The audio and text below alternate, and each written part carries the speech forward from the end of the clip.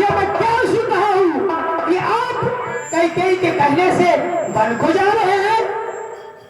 लक्ष्मण, माता कैकेयी को कैकेयी कहकर से कब से संबोधित करने लगे तुम? हे भैया, आप उसको एक कलंकनी को ना कहे, मैं उससे कदापि मैं नहीं कहूंगा। हे लक्ष्मण, माता के लिए ऐसे शब्दों का प्रयोग करना अनुचित है। हे भैया, आप उससे माता कहते हैं? हे भैया, आपको आखिर क्या हो गया है? आप नहीं समझ रहे, जिस आपको कल राज तिलक होना था, आपको अयोध्या के सिंहासन पर बैठना था और आप 14 वर्षों के लिए बन जा रहे भैया, और इसी कैकेयी के कारण आपको नहीं समझ आ रहा भैया, आपको क्या हो गया है?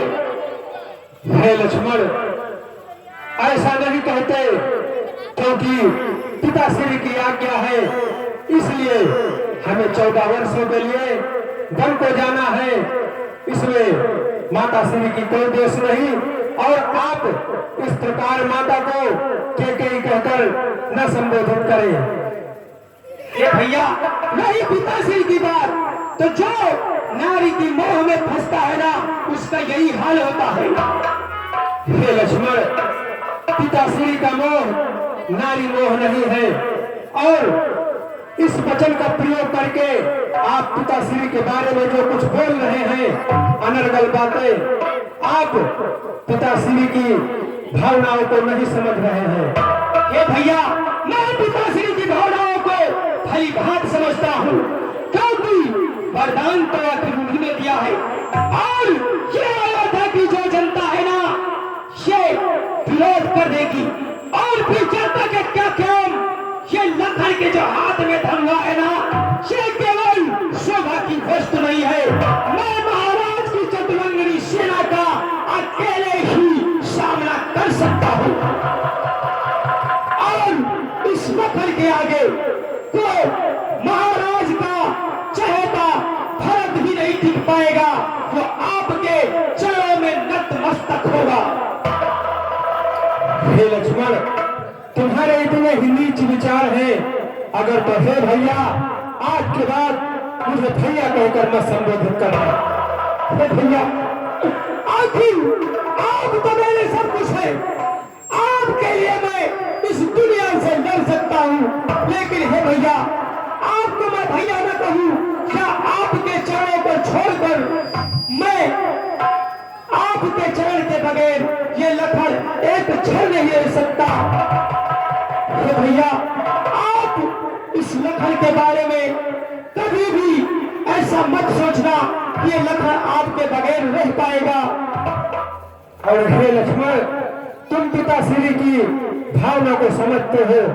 आज पिताश्री की वो दशा है कि जैसे कोई शिकार किसी शिकारी के जाल में फंस जाता है। और हे भैया, हे लक्ष्मण, तुम मेरी भुजा दूसरी हो, तुम मेरे तार दूसरे हो, तुम मेरे धनुष दूसरे हो, तुम मेरे पार दूसरे हो, तो कहने को तो हम तुम दो हैं, वास्तव में वंश एक ही है।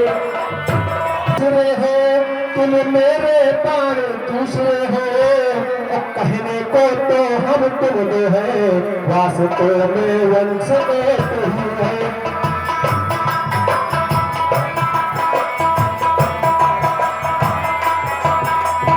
और हे भैया, तुम मेरे धनुष दूसरे हो, तुम मेरे पार दूसरे हो, है तत्व एक है, रक्त एक, रघुकुल का अंश एक ही है।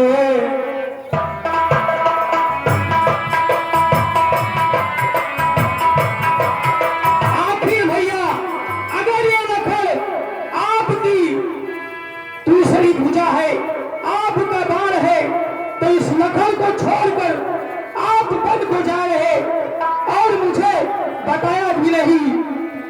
इसलिए है भैया, जब यही भाव है तो भैया, हे भैया, ममता को छोड़े जाते हो क्यों? मैं तो सेवक चरणों का हूँ, मुझको छोड़े जाते हो क्यों? मैं तो सेवक चरणों का हूँ, मुझको छोड़े जाते हो।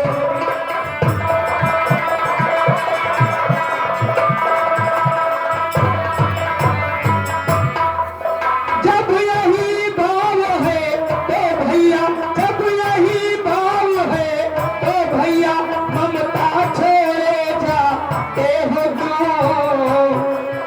मैं तो सेवक चरणों का हूँ, मुझको छोड़े जाते हो क्यों? मैं तो सेवक चरणों का हूँ, मुझको छोड़े जाते हो क्यों?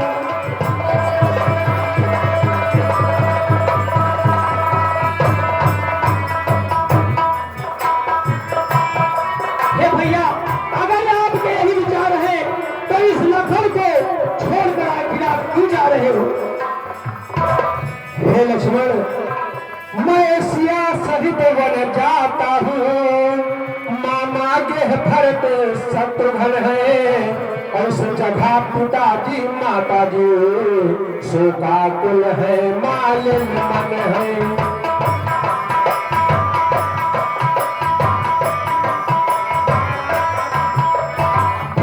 मैं सिया सहित वन जाता हूँ, मामा गेह भरत शत्रुघ्न है, और उस जगह पिताजी माताजी शोकाकुल है, मालिन मल है।